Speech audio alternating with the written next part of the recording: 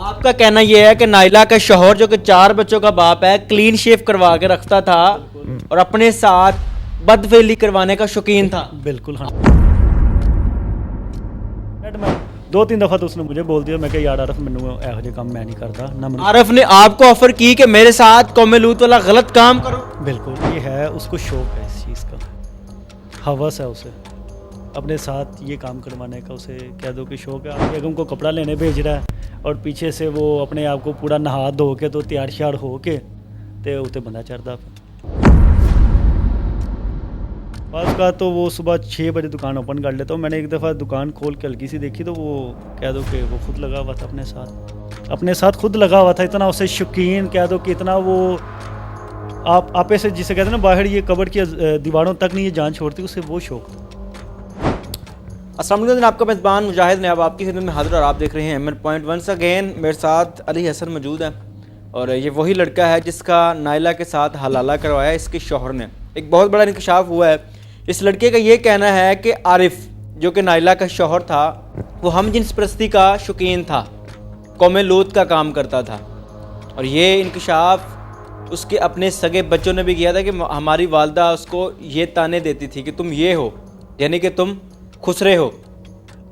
ये लड़का अली हसन उसका दोस्त था, आरिफ का दोस्त था। कहानी कहाँ से शुरू होती है, अभी वो पन्ना खुला है।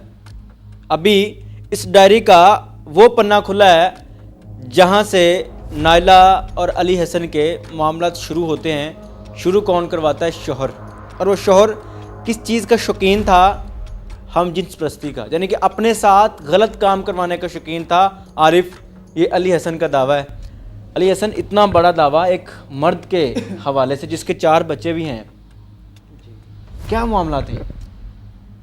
दावा कह दें कि कुछ भी कह दें, ये है उसको शौक है इस चीज़ का, हवस है उसे अपने साथ ये काम करवाने का। उसे कह दो कि शौक है, आप कह रहे हैं बच्चे वो अल्लाह की देन है। नाइला के शौहर आरिफ को अपने साथ गलत काम यानी कि कौम लूत वाला काम करवाने के शौक है। शौक है, पूरे मोहल्ले को पता है। कारबाजी में इल्ज़ाम तो नहीं लगा? नहीं नहीं नहीं, आप मेरे भाई लगते हैं। आप ये वीडियो शीडियो ये कैमरे शैमरे बंद करके ना, कभी आप 3rd पर्सन बन के आप उनके मोहल्ले में से पूछेंगे यार आरिफ किस कैटेगरी था, वो आपको A to Z बताएगा। किस कैटेगरी?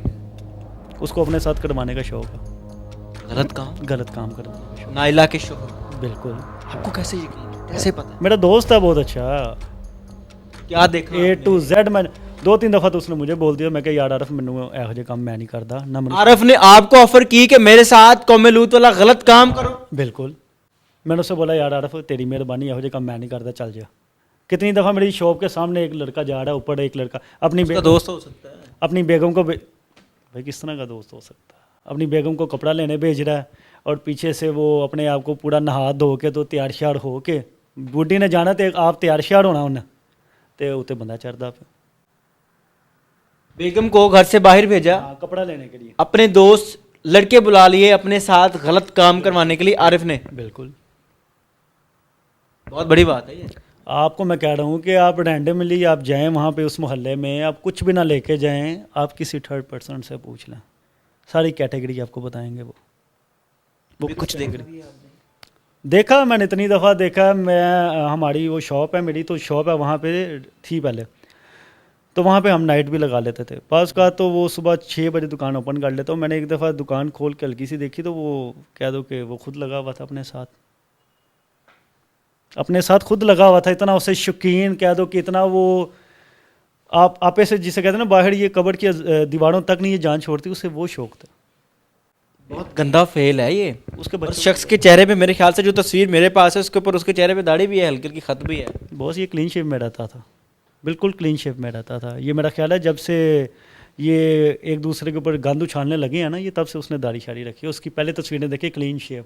आपका कहना यह है कि नाइला का शौहर जो कि 4 बच्चों का बाप है क्लीन शेव करवा के रखता था और अपने साथ बदफेली करवाने का शौकीन था। बिल्कुल हाँ। आपको भी ऑफर की उसने? मुझे भी और ऑफर। इसी ऑफर से कहीं ये सारी कहानी तो नहीं शुरू हुई कि फिर आपके साथ फ्रैंकनेस हुई और उसने कहा जी चलो अब मैं इसको अपनी बीवी का ऑफर देता हूँ, उसके बाद हो सकता है कि ये मेरी बात मान ले? नहीं नहीं नहीं, इस बात से नहीं हुई।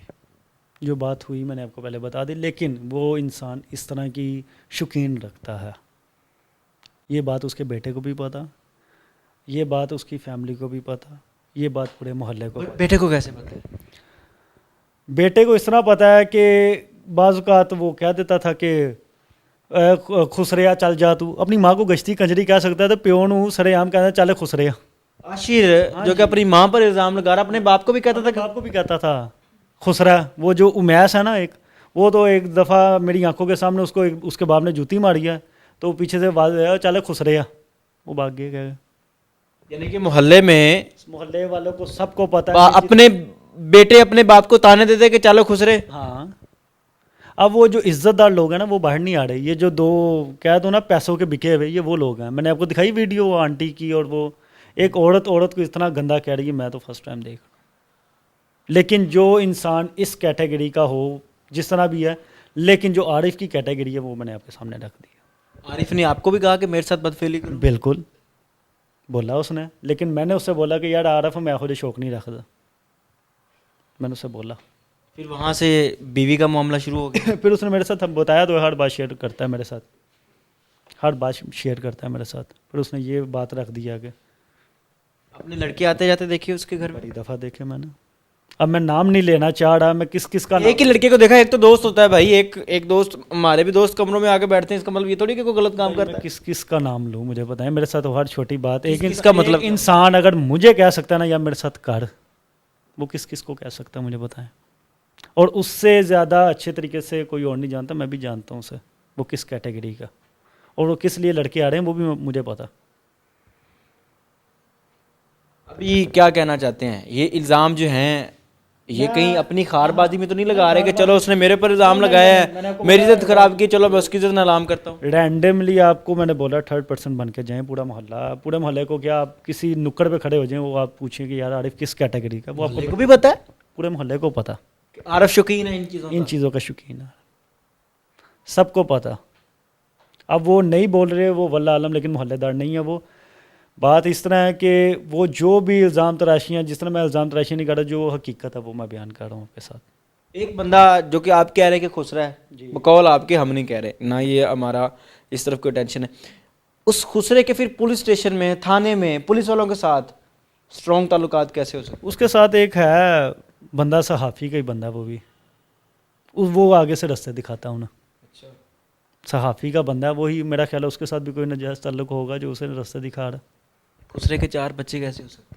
खुसरे के मैंने बोला ये अल्लाह की देन है, मैं खुसरा नहीं कह रहा, उसके शौकीन की बात कर रहा हूँ मैं। उसको जो शौक़ है, खुसरों वाली हरकतें हैं, खुसरों वाली हरकतें आप, मैं कह रहा हूँ कि आप अल्लाह करे आप उसका इंटरव्यू करें, और मैं कहता हूँ वो आपके सामने इंटरव्यू दे के अगर आप उसके लहजे से, उसके बोलने के तरीके से अगर आपको जज ना हो गया तो आप। वो बंदा सामने मीडिया पे नहीं आया? नहीं आया उसको क्यों नहीं आया? वो मेरा ख्याल है पता नहीं, शायद उसे छुपाया होगा या रखा होगा कहीं, मुझे नहीं पता। सुना यही है मीडिया से कि वो अंदर है जेल में। आरिफ जो कि नाइला का शौहर है, इतने सारे मामला तो हो गए, उसकी बीवी पर इल्ज़ाम लगाएगा, बल्कि खुद लगाए, उसके बच्चों ने लगाए, उसकी माँ ने लगाया, उसके बाप ने, उसकी बहनों ने लगाए, खुद वो बंदा सामने नहीं आया। अब एक ये नया पन्ना है, पहले भी बताया कि शख्स कह रहा है, अली हसन कह रहा है कि आरिफ जो है वो कौम लूत वाला काम करने का शौकीन था, हम जिन्स प्रस्त था और इन चीज़ों का शौकीन था, अपने घर में लड़के बुलाता था, यहाँ तक कि इसको भी ऑफ़र की, अली हसन को भी कहा कि मेरे साथ बदफेली करो, मेरे साथ ये गंदा फेल करो। अगर आरिफ साहब आप ये प्रोग्राम देख रहे हैं, इन सारे इल्ज़ामात के ऊपर आप तरदीद करना चाहते हैं, अपना मौक़िफ़ देना चाहते हैं, तो हमारा प्लेटफॉर्म आपके लिए हाजिर है। और ये चीज़ें सवालिया निशान है, और ये चीज़ें सवालिया निशान है कि इतने सारे मामलात होने के बाद भी आरिफ सामने क्यों नहीं आया, आरिफ ने अपना मौक़िफ़ क्यों नहीं दिया, कहीं अपना ये अंदाज़ तो नहीं छुपाया हुआ कि लोगों को पता लग जाएगा कि आरिफ के अंदर ये कमी है। अगर आप अपना मौक़िफ़ देना चाहते हैं तो आपके लिए हमारे प्लेटफॉर्म हाजिर हैं। अपनी कीमती राय का इज़हार ज़रूर कीजिएगा। देखते रहे अमन पॉइंट, अल्लाह निगहबान।